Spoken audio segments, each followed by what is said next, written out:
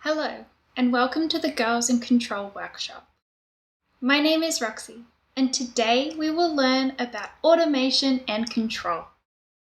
In fact, we will see how elements of control are simple and all around us. Before we get too carried away, let's discuss the purpose of today and what we plan to achieve.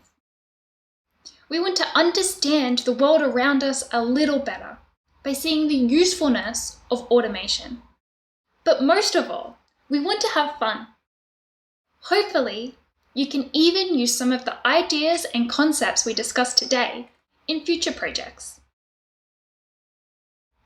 Today, you will be designing and making your own game of chase, similar to the one you see playing here.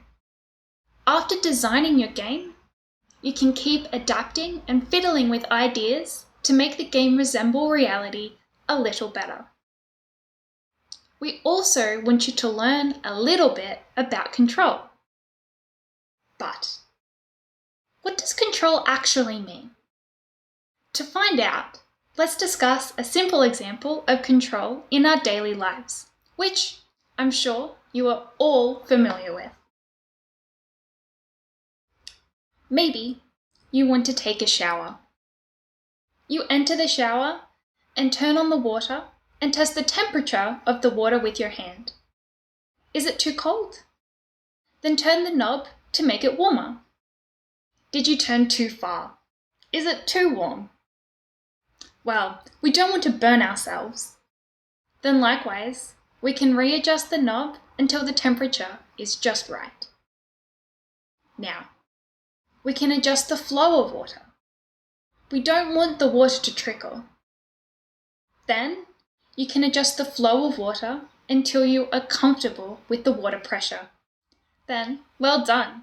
You have controlled a shower. Let's be a little more serious and look at this control example.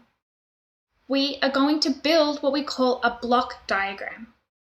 A block diagram is a graph of how things interact. The task is to have a comfortable shower. With your hand, you can feel the temperature of the water. So, your hand is like a temperature sensor. You process this information in your brain, like a computer, and we call this the controller. It helps us make decisions. Then, you adjust the knob depending if the water is too hot or too cold. We call this an actuator.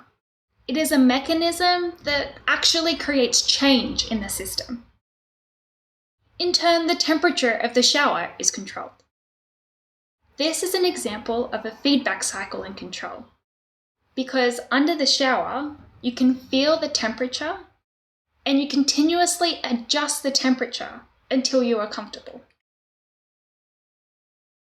Is control clear now? Let's make another example to make it extra clear.